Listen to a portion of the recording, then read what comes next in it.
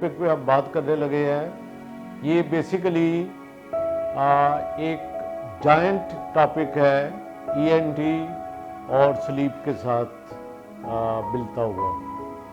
दुनिया में बहुत सारे सेंटर हैं जहाँ पे ईएनटी एंड स्लीप सेंटर इकट्ठे हैं और वो मिलकर इस बीमारी का इलाज करते हैं।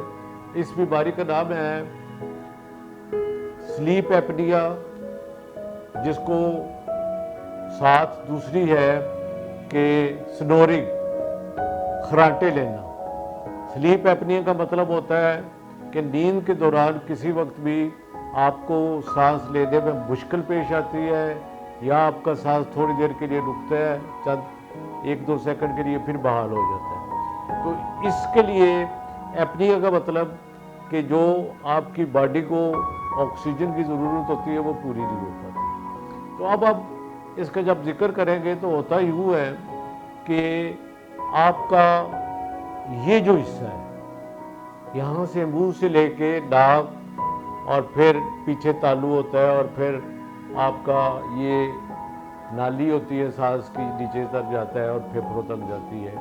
तो जब आप सांस लेते हैं तो ऑक्सीजन सारी की सारी इस रूट के ज़रिए फेफड़ों तक जाती है और फिर वो फेफड़े उसको साफ करके वापस भेजते हैं। तो बाज़ दफ़ा होता ये है कि ये रुकावट की वजह से, इस पूरे अमल की रुकावट की वजह से वो आवाज़ पैदा होती है सांस लेते हुए, जिसको हम खर्राटे या स्नोरिंग कहते हैं।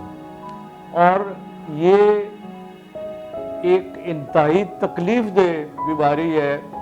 मरीज के लिए तो है ही है, जो बेचारे साथ सोने वाले हैं, जो उसके कमरे में सोने वाले हैं, और बाद लोगों के बारे में तो मशहूर है कि इसके खर्राटे तो मोहल्ले तक जाते हैं। तो वो जो लोग भी उसके साथ शेयर करते हैं, कमरा शेयर करते हैं या बेड शेयर करते हैं, उनके लिए बड़ी मुश्किल होती है। तो इसलिए मरीज को बार बार सांस बंद होता है, सांस रुकता है और उसकी नींद डिस्टर्ब होती है। तो यूँ वो कभी भी अच्छी और पुरस्कून नींद नहीं ले सकता। जब वो नींद पुरस्कून नहीं ले सकेगा तो लाजमी बात है उसका अगला दिन जो है वो ख़राब होगा, और अगले दिन वो दिन भर सोकर जब वो उठेगा तब भी वो फ्रेश नहीं होगा। तो ये एक निशानी है कि जब सो के उठता है मरीज़ और वो फ्रेश नहीं होता, तो इसका मतलब है कि वो नाइट स्लीप एपनिया में से गुजर के आया है और सारा दिन वो तकरीबन परेशान रहता है। वो सारा दिन दवाइयाँ लेता रहता है और इसकी वजह से उसकी जो रूटीन की लाइफ है वो बड़ी डिस्टर्ब होती है।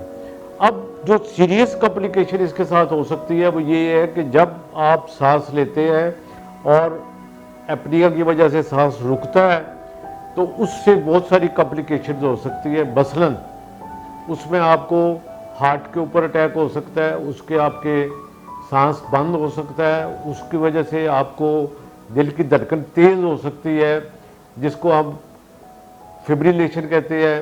और बहुत से बार आपने सुना होगा कि यार वो रात को सोया था और सुबह जब उठा तो वो फौत हो चुका था। तो ऐसे लोगों को वो इस स्टेज में होते हैं कि उनकी जो ज़रूरत की ऑक्सीजन है वो उस हार्ट तक या फेफड़ों तक नहीं पहुंचती है, जिसकी वजह से ये इस सीरियस हद तक भी नौबत आ सकती है।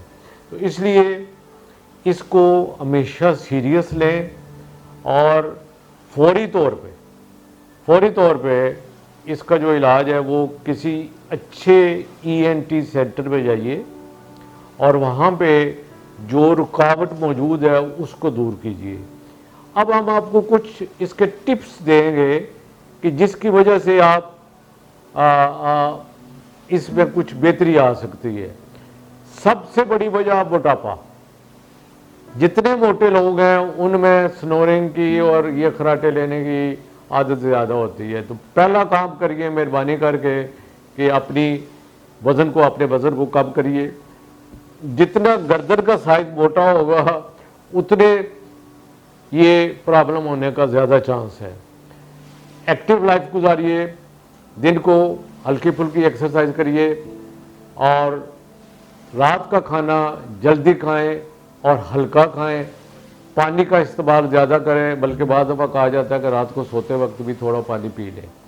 और कोई भी कावा वगैरह ऐसी चीज़ जो है वो ले सकते हैं, भाप ले सकते हैं। और अपने पेट के बल नहीं सोना, ठीक है। और आपने जब भी सोना है सीधा नहीं सोना है, आपने करवट के बल सोना है। तो ये सारी चीज़ें अगर आप करेंगे और किसी अच्छे ENT स्पेशलिस्ट को दिखाएंगे तो उम्मीद है कि आप इस मसले से जान छुड़ा सकते हैं। शुक्रिया, खुदा हाफ़िज़।